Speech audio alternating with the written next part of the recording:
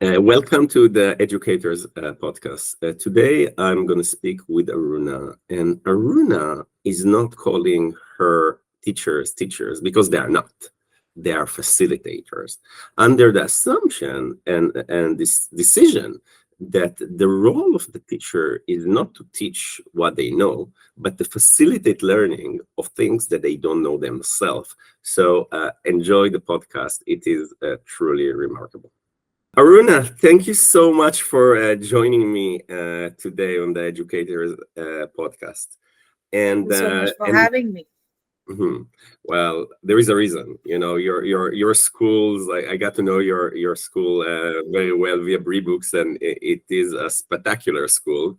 And I think this is the point of this podcast to really learn from you about education. So, but before we even speak about it, how did you become an educator? So, well, it was absolutely not intentional. But then, when my son was born, and I decided that I had to do something with my life other than being a businesswoman, which I was before my son was born, I kind of started, doing my post graduation and certain courses. And then I thought that when my son was old enough to start schooling, I thought I should be with him. And that's when I, got into education. And once I got into it, so my first job was in an IB school, and I was a facilitator there. And when I experienced what it all was all about, and it just blew me out. And I just was so impressed with this whole pedagogical approach, and I thought that this is where I have to be, and I have to ensure that this entire skill-based teaching learning practices should spread. And that's where my journey as an educator began, which is almost 20 years ago now. And so now, since the past 20 years, I have been in various capacities, starting as a facilitator to today being the head of schools. My journey has been absolutely fantastic. And I can very proudly and happily say that we have done justice, where our pedagogical beliefs are considered. So if I would be a teacher, just joining a freshman out of out of college, or joining your school, what advice would you give me? And I'm sure you're doing it very often. Yeah, well, it is easier to take freshers than to take experienced people, because when you're a little kind of fixed with your experiences, it becomes a little difficult to unlearn and relearn. When you have freshers, I think they come with an open mind, and they have that enthusiasm to learn and to absorb as much as they are given, in terms of experiences. So it is always advisable, where freshmen are considered, that, get into whatever you are getting with an open mind and the desire to learn and grow as you kind of go along with the year. And I think that is where you just do great. Hmm.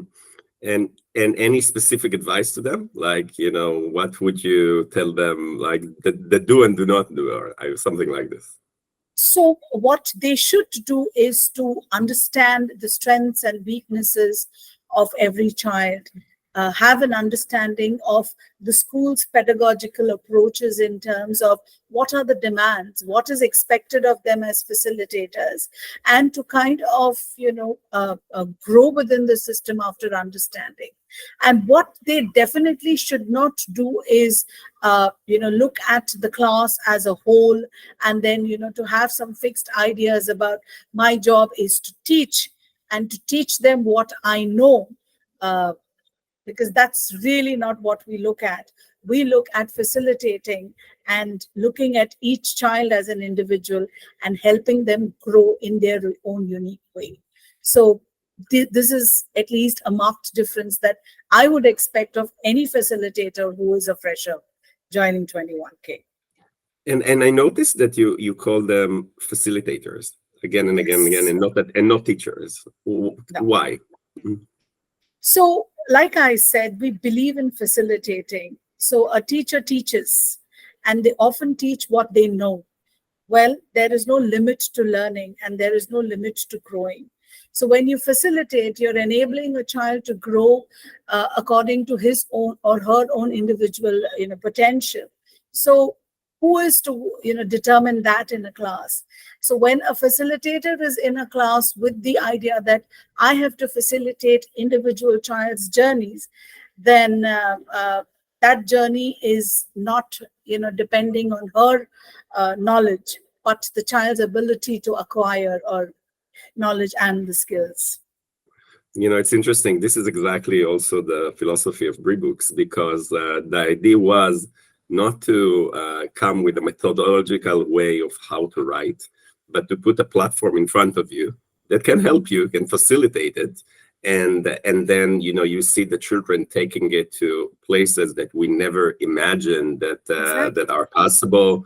We have a couple of children studied like social movements, raising hundreds of thousands of US dollars. It's really insane. And we never intended for it. We just intended to facilitate the option. Exactly. Okay, so that's really interesting. Now, I do want to talk about the parents. Now, as an elite school, you probably, I'll tell you a story. I will not say the country, but one day I came to meet children in a very prestigious school, and I spoke with the children, and they were like about 15, 16, and I asked them, like, what's your dream?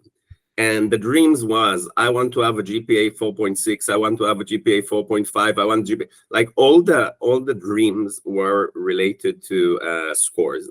And as a elite school, I'm sure you're facing a lot of parents that are coming to you, and while they talk about education, they also kind of have a secret agenda and they want their kids to excel in scores. How do you handle this balance between facilitating education and being like this allness with some pressure that you might have from parents that are like, this is our goal here, that our child will go to a certain university? So, well, to answer that, I think the parents are the same everywhere. I don't think it is, while in India, of course, given that we've had a more traditional approach to education where, it was all about rote learning, it's all about scores, percentages, and it is essentially quantified, with numbers. Now, I think what we are transitioning into, even when you're looking at it from the government perspective, the new policies that have been implemented now, they are targeting towards a skill-based kind of teaching learning, which cannot be quantified. Now, this change is, of course, slowly going to, it's going to be implemented in the future in our country. Nevertheless, with all, these international boards coming in like Cambridge or IB, parents are now at least understanding since the past 15 odd years that the scenario, the educational scenario is changing for the better, and that mindsets have to also move from being fixed to having, a more growth mindset where one needs to understand that education really need not necessarily be quantified, and that grading, giving, feedback which is constructive also helps a child to grow. This change is not going to, happen overnight. And we are very aware of this, that it is a challenge we have to definitely face and somehow succeed in the next few years. But in the past 4 years that we have established ourselves as a school, and from day one, when I can say that when we started off with around 100 parents, they were all that, like, okay, where are the scores, where is the percentage, and what do these comments mean?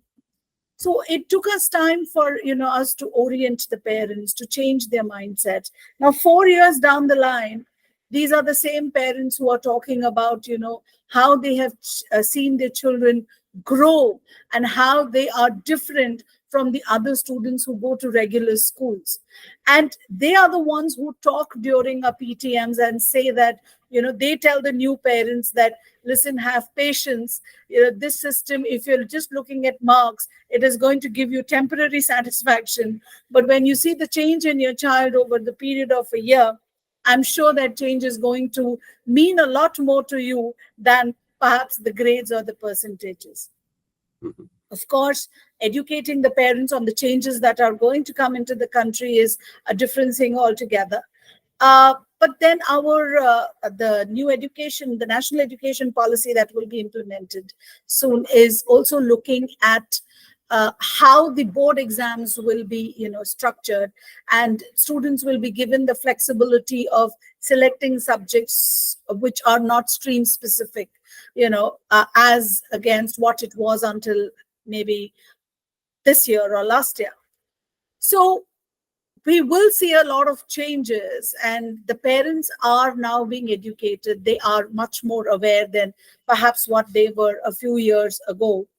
But it is definitely something that we are looking at, being positive. I would say that as somebody that, is very familiar with lots of educational systems around the world, India is, in the last couple of years, is really becoming an amazing country when it comes to education. Like a lot of those traditional things that you're speaking about are changing very fast, and it's really impressive to see it, especially in a big country. It's like it's much easier to change this in Finland rather than change it in India.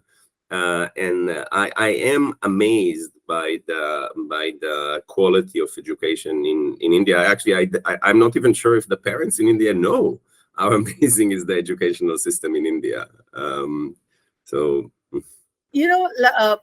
Again, to just go back a few years, down the line, it was, we had only parents who were interested in their children becoming doctors, engineers, and the likes. These were pretty much the fixed professions that was considered to be, elite or accepted within the country. But today, of course, the mindsets have changed so much that they're absolutely fine with their students pursuing maybe the performing arts or sport or whatever it is, that interests them. The focus has definitely shifted from pure academics to also the skill sets that, the children are good at. And that change is much larger now, and the pace of that change is much faster and better than what it was a few years ago. So like you see, when the general, observation or opinion about India was that, theoretically everybody is fantastic. They're so knowledgeable. They know everything that there is to it. But application wise, they may be not as good as their contemporaries around the world. But that scenario is changing. Today, you look around the world, all the top positions are occupied mostly by Indians. And that is because, along with theory, we are also really becoming very skilled at applying, our knowledge in scenarios everywhere. And I think that is what is the need of the hour, where we have to start at the base level itself, so that when we look at skill sets, we're equipping our students to be global citizens today, and not just, looking at jobs within the country alone. So with that mindset, I think the whole program has to be designed that right from the preschool itself, you're looking at a skill-based program, and that's what we are driving towards. It's interesting that you say it, because one of the reasons for starting BriBooks, and I'm saying it as a serial entrepreneur, was that I noticed that a startup, a tech company, before anything else, it's a story.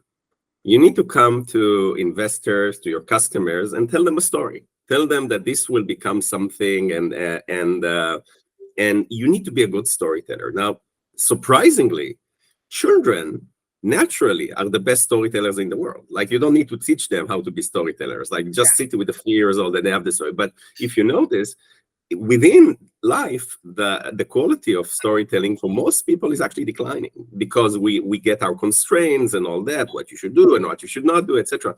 So when people write books, sometimes I see schools that are saying, we will choose our best authors and they will write the books. And I'm saying, no, take all of them. Take those kids that only love computers and have them write their story, because that it will teach them that this art of telling what their dreams, and then I also speak about the let's call it the financial journey, promoting, marketing. It's same thing. If you create something, if you create a company and you don't know how to market it and how to promote it, and you count on other people to do it, you can. So the beauty of a book is actually that it's like a little enterprise. You come with the idea, you put it on paper, then you promote it, and you try to get people to be interested in this. And then, of course, the writing is part of it. But I find it always interesting that traditionally educators will go to let's focus on the art of writing. While I'm saying no, this is a very holistic thing of actually taking something which is a fantasy in your head and make it something tangible that people buy on Amazon. Somebody's in Ireland buying on Amazon from the UK or a book that was written by a child in a city in India or in Sweden. So that's kind of the magic. So it's really interesting. Just to add to what you're saying, Ami, I think I'd come to Gurgaon to collect one of our school awards for those Bri Books. And I happened to be chatting with some of the children over there. And I asked one of, the award winners over there that, what inspired you to write books? And so confidently, she tells me, I dream a lot and I love my dreams. And I'm writing only about my dreams. And it was just such a beautiful thought that, and that is what won her the award. That she just wrote about her dreams. So yes, we also believe that, we have to give students the experience to first experience the world around them and then train them into using all their experiences and what inspires them to write. So I totally agree with you when you say that we cannot limit only the best writers, and ask them that, okay, you write a book based on whatever topics. We keep it open to all the children while we tell them that, your book could just kind of emanate from a small dream of yours to some big story like CAIE Hatkar, who won the award. And it was an experience of her life that, converted into a book and won her the national award, right? So you just don't know where the influence stops. Yeah, Kia specifically, she became a celebrity. She's invited to talk shows. She gives lectures all over. She raised hundreds of thousands of dollars, for her cause. She's starting a movement this is a child in a wheelchair that is influencing the government of India to change their policies. And everywhere, you need to book a lecture by her. She, this is like, of course, the extreme example of how writing a book not changes your life, but changes the life of thousands of people around you. Yes, she's remarkable. She is. So I want to kind of narrow us to as we go to the end. And if you meet a child, the child just got into school. Okay, they are not a third grade, a kindergarten. They are, let's say, first grade, second grade. What advice do you give them to the children when they're young? To the children, I never advise children. Why do children need advice? In fact, whatever they do is an advice for us on how to lead our lives. Why do they need to be told anything? I think the children have to just be, and that is what is beautiful about them. I mean, we learn so much by just observing them and being with them, right? And I don't think they need any advice. They're just wonderful the way they are. Well, it's a beautiful sentence, but it's also a very big philosophical education, because traditionally, Industrial Revolution education was all about to take a person and to put them in a certain box that they will match the society need at the time of factories in the most effective way, or farming, right? And you're telling me exactly the opposite. I mean, there's no boxes. Like, no, I will never. I don't believe in that. See, as a school, what we believe in is, like we said, that we believe that every child is unique. Every individual is born with their own strengths and weaknesses. And what we as educators have to do is to observe them and nurture that. Parents often question us that how do you manage to do it in the online space, in at least a physical space you have so much more scope to observe them. Well, that's when we look at a partnership with the parents, right? That's when we look at the involvement of all the stakeholders. So parents do collaborate with us and help us to look at the child in the physical space. Now, what we do when we're looking at essential skill sets, which we have to start building at the lower grade level, for example, reading. So we try to read, we try to have a set of books that we plan for the year for every grade level that we are looking at, which starts from nursery grades. So we have our set of books that we have identified. We make a list of them, we share some with the parents, we use some of them. And there is a reading activity done every single day for 10 to 15 minutes. Now, organically, some children are not inclined to pick up a book as a recreational activity. I mean, there are a lot of children today would rather go to a device than to pick a book up. We have to revive that entire practice of, a child picking a book up and finding it interesting. So we use books that help them, and we have a 10 to 15 minute reading session across the grades every single day. And this is a part of our, teaching learning practice, where there are so many parents who now write to us that, I never thought my child would pick a book. But then today, because of what you do, we have discussions, we have conversations, we have activities designed around books, we have a novel study program. So all of this is what the only objective is, not again to make readers out of every child, but to also make them realize that, books are an important part of your life other than your devices. And if you start reading, it's going to help you a lot more, even if it is picking a Kindle up. I mean, whatever. So we're just trying to bring in that essence of how important reading is. And we do it, by actually practicing it. We have a statistics that show that a child that writes a book on BriBooks, a printed book, that have a copy in their hands, they read the book more than 100 times for themselves, for people, for their friends. Public reading, I think Kia probably read our book hundreds of times in public spaces. I fully support the idea. I think it's all about being rounded. You need to know how to code. You need to know how to edit video. You need to know how to write books. You need to know how to present. You need to know how to debate. The single channel education of the past is gone, and only the rounded people can really co-op in a very rounded world that require a very fast changing skills. All the time. So it's the ability, and I love the concept of facilitators. It's really the ability to learn yourself very fast, to adjust, that makes you relevant. And it's really amazing to hear what you're doing in your school. Yes, thank you so much. So thank you again. Your school is truly amazing. I love reading the books, and thank you for enlightening me today and our audience a lot. I really learned a lot. So I'm very, very, very grateful for everything you're doing. Thank you so much. Thank you. Bye. Bye.